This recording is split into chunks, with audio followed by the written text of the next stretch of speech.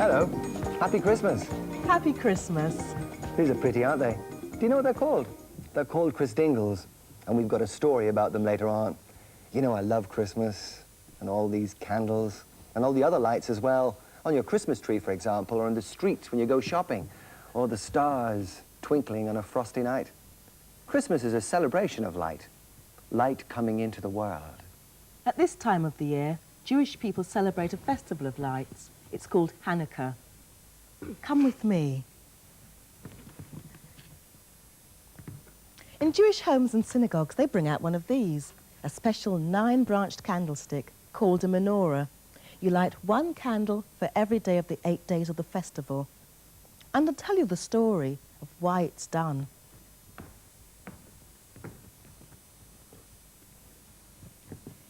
In the rebel camp high up in the mountains, Judah Maccabee stood by the fire. Far away in the darkness lay Jerusalem. He couldn't see it, but he knew that in the city dreadful things were happening. His country, Israel, had been overrun by Syria. Anyone who criticized the new government was taken away for interrogation. There were rumors of torture, and many were never seen again. Judah and his friends were waiting for the right moment to strike back. The conditions they lived in were terrible.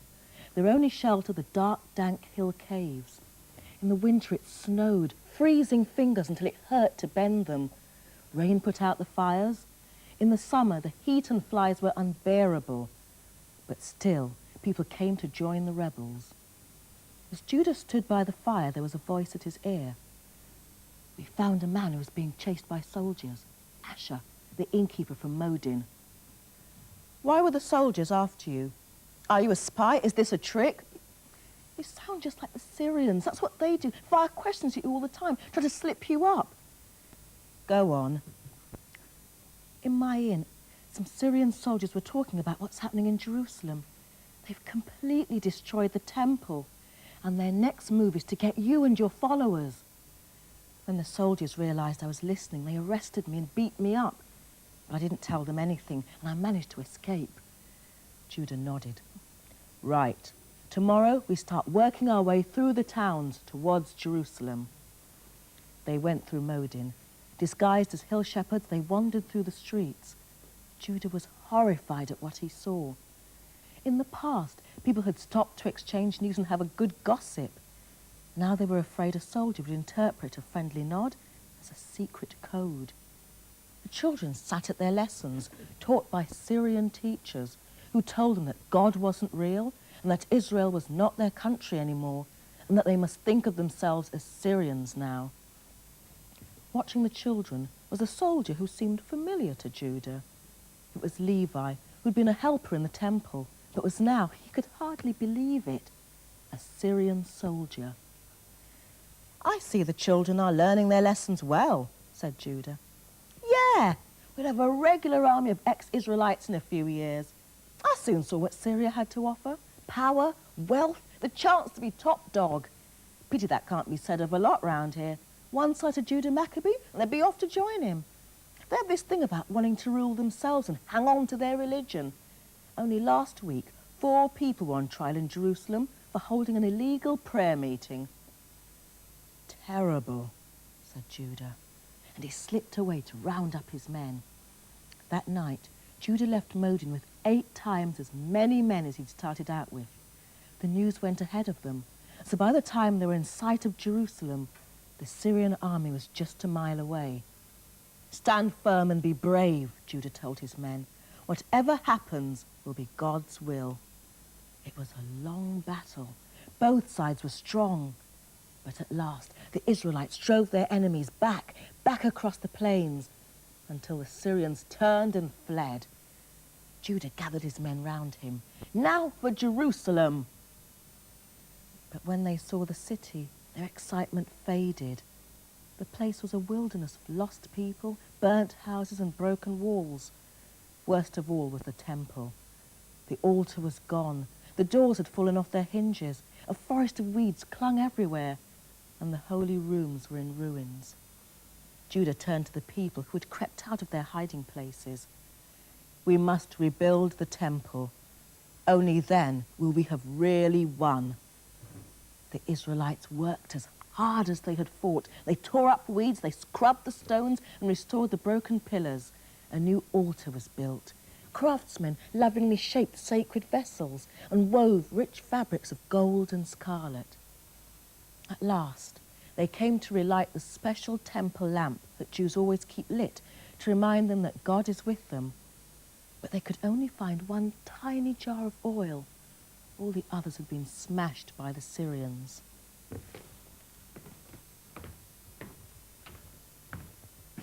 With this one jar of oil, they lit the lamp.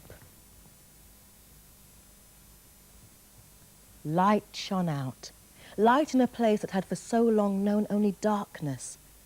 But he knew the oil would only last for one day, and it would take at least a week to get more jars and press more oil. But the amazing thing was, the oil lasted to the second day.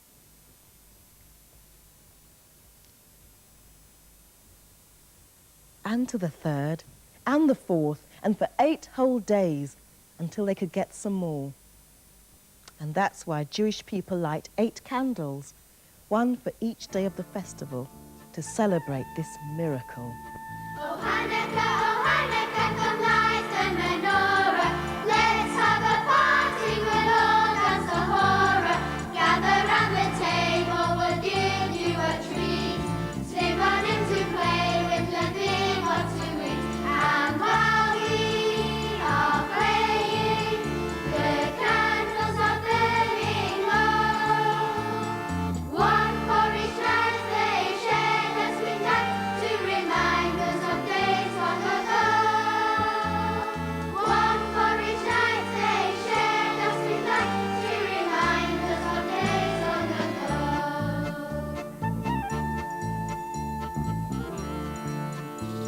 Oh Hanukkah, come light the menorah. Let's have a party, we'll all dance a horror. Gather round the table, we'll give you a treat.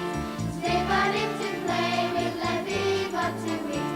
And while we are playing, the candles are burning low. One for each night they shared us with light to remind us of days long ago. One for each night they shared us with light to remind us of days long ago. That's one of the songs that Jewish children sing at Hanukkah. They also have presents and parties and lots of delicious food, like these. They're called latkes, or potato cakes. Anybody fancy one? Okay, Richard, you pass some of those around. Take the plate, actually. Take the plate. Now, if you lived in Sweden, you'd be having coffee and saffron buns for breakfast. Emma, Britta, bring on the saffron buns. Good morning. Oh, thank you. This is a Swedish custom, isn't it? Yes. You're actually half Swedish as well, aren't you? Tell me, why are you wearing lighted candles on your head? Well, I'm Saint Lucia, and she brought food to the early Christians when they were hiding in the caves. And she wore candles on her head to keep her hands free to carry the food. So while she was carrying the food underground, the candles on her head lit the way. Yeah. Very clever. Don't go trying making one of these headdresses yourself, because it could be very dangerous. Girls, why don't you take, well, not all of the buns, but some of them to Maria and some coffee as well. Okay, bye. You know, the name Lucia means light, and that's a word Christians use a lot. The birth of Jesus was a bit like someone switching on a light in a dark room, or a bright star shining on a dark night. That's why we often have stars as Christmas decorations. We've been busy making these. We thought they'd go really well with this song. It was on a starry night when the hills were bright. It lay sleeping calm and still. Then in a castle shed, in a manger bed, a boy was born, king of all the world. And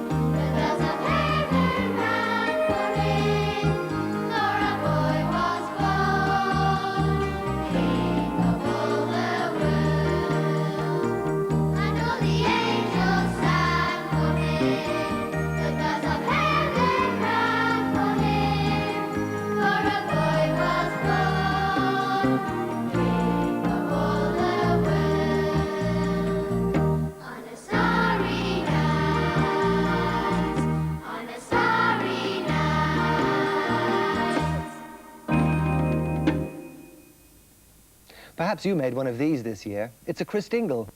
The orange represents the world, and the candle represents Jesus, the light of the world.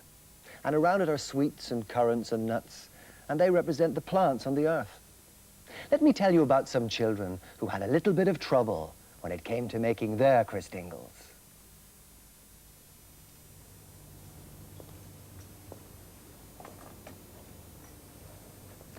Once there was a Victorian gentleman who made his fortune as a merchant. He traded in silks and spices, but now his latest venture was exotic fruit. Melons from Armenia and oranges from Portugal. As Christmas drew nearer, he realized that more and more people would want oranges for their Christmas table. And he realized he could make a lot of money from them, being the only merchant in town trading in oranges. Anyone who wanted an orange had to go to him and pay double the usual price. The minister at the church wanted oranges too, but for a different reason. Every year he held a Christingle service for the poor, and every child made a Christingle and was given a gift. It was in the days before electricity, and candles were used to light up the dark interior of the church.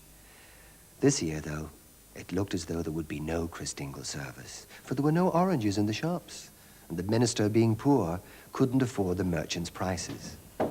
So he had a lot of explaining to do when the children came to see him about the Christingle service. There are no oranges. The merchant has them all and I can't afford his prices. I'm sorry, but it looks like there'll be no service this year. As you can imagine, the children were very upset. The Christingle service brought a ray of light into their hard lives, and now one man's greed was taking it all away.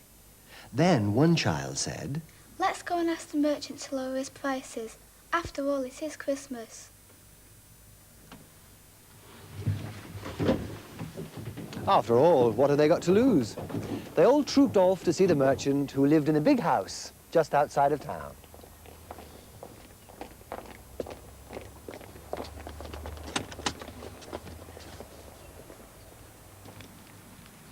What can I do for you? It's about the oranges. You see, we can't have a Christingle service this year because I can't afford oranges at the price you're asking. Please, for the sake of the children, lower your price. Now, the merchant wasn't a bad man, really, only inconsiderate. He hadn't realized the effect his greed would have on the children.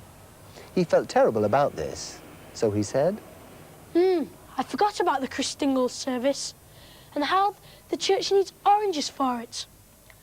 Very well, as my Christmas gift to the church, you can have as many oranges as you like, free of charge. The children cheered and clapped. The merchant opened the door wider and ushered them all in to take as many oranges as they could carry, free of charge.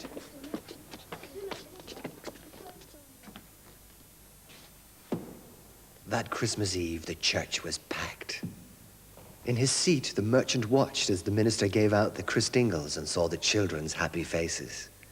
He blushed when he realized how close he'd come to spoiling this special moment by his greed. Morning star, oh cheering sight, The service went on. Lulled by the sound of sweet singing and the glow of the candles, the merchant fell asleep. fill my heart with light divine. When he woke, everyone was gone, and the church was in darkness. The merchant stumbled outside. At first, gas lamps made the night lighter as he walked down the street. But once he'd left the town behind, the road to his home was unlit. He could easily fall and hurt himself or get lost. What should he do? But then he saw a most remarkable sight. For there, one after another in two long lines down each side of the road, were the Christingles made by the children, lighting his way home.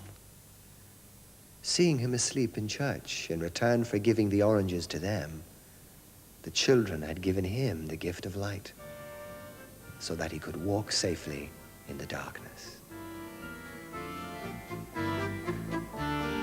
All night long I shall fill my Christmas candle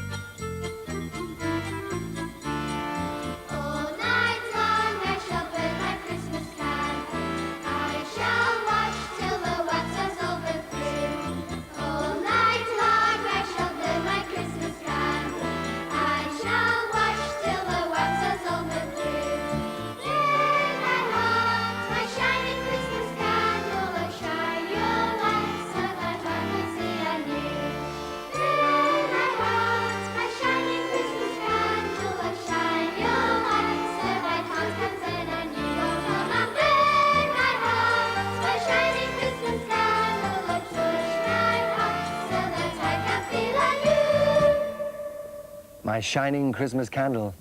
Wouldn't it be nice if the light of Christmas shone right through the year?